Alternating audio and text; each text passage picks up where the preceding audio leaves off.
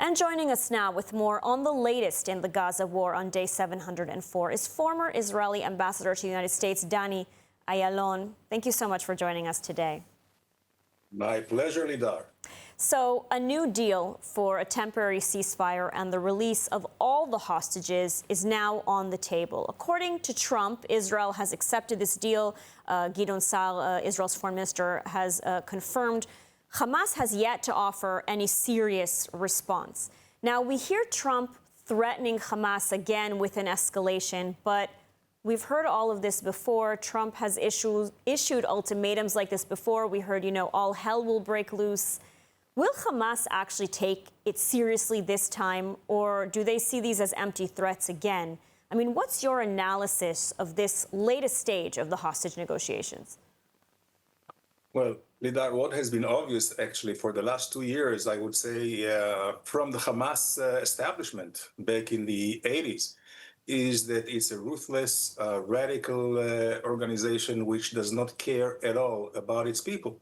Actually, they use the people of Gaza as hostages for their nefarious objectives, which is actually to annihilate the state of Israel. This is what their charter says, and they have not changed one iota in the last 40 some years. They use the Gazans as cannon fodder, as human shields, and this will continue.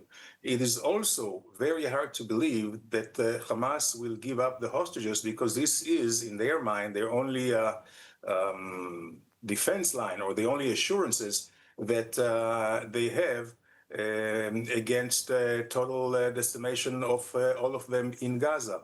So this is why I believe that President Trump, in the last, I would say, last minute or last trial, to try to convince the people of Gaza to leave Gaza, clear it up, and then the IDF can go in and just destroy all the left over Hamas positions.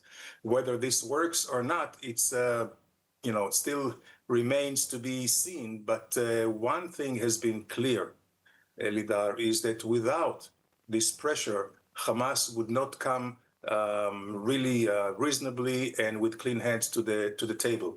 Their negotiation tactic has always been to get the maximum demands. They have not changed their demand from almost 2 years ago until now.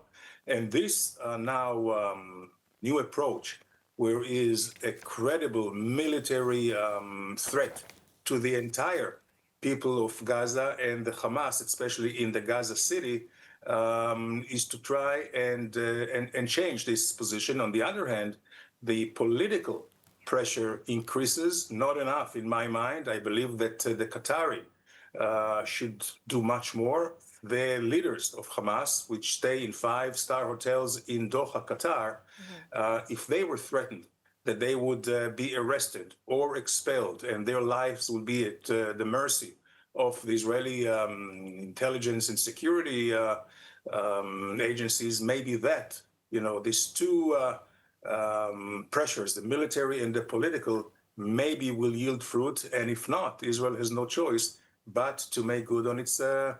Because Israel has stated as its war goal the elimination of Hamas. And by all appearances, at least, it is moving ahead with the planned Gaza city takeover. Now, I want to ask, are the U.S. and Israel on the same page here? Because should Hamas suddenly accept a ceasefire, which does seem unlikely, but should it accept, it would be given a lifeline, as its infrastructure in Gaza City would remain intact. There would be a ceasefire. It would allow it time to regroup. I mean, what do you make of this? Well, first of all, I think they do. Israel are on the same page, and actually President Trump himself said that he yields to Israel to decide how to continue the operation. He's giving it its full endorsement and backing. I think the only difference would be that the Americans not, I would say, not in their own words, but through leaks, believe that the war should be over by the year end, which means there's still 4 more months, which is ample time to do what Israel needs to do over there militarily. And the fact that Trump himself told Hamas that they should release all the hostages at once or else, that should be very credible in line of the fact that the Israeli troops are really advancing and circling Gaza very closely. Basically, about 75 to 80% of all the Gaza Strip territory is under Israeli command.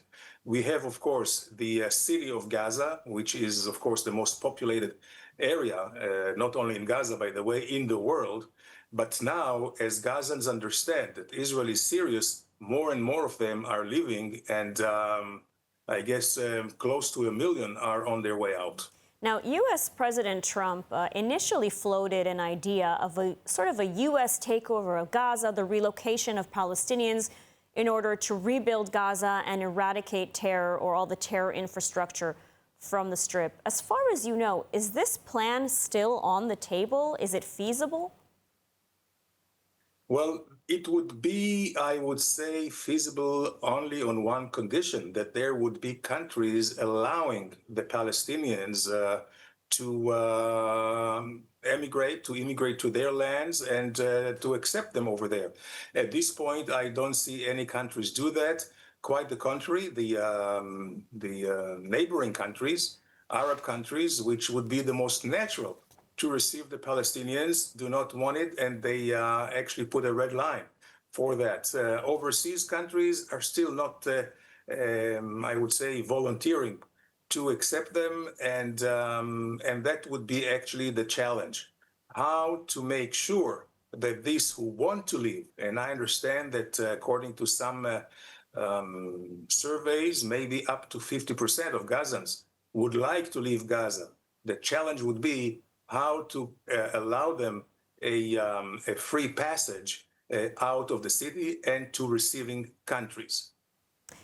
Now, despite U.S. backing, it's no secret that Israel is becoming more and more diplomatically isolated, especially among its European allies. We see relations with Spain at an all-time low.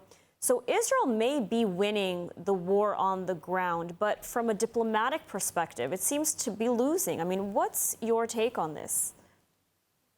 Yes, it's quite unfortunate that many leaders, important countries in the world actually, I would say, succumb to the Hamas threats, to radical Islamic threats in their own countries. We know that many countries in the world, not just in Europe, take Australia for instance, they have a growing Islamic population which is very radicalized, unlike any other immigrants in the world throughout history.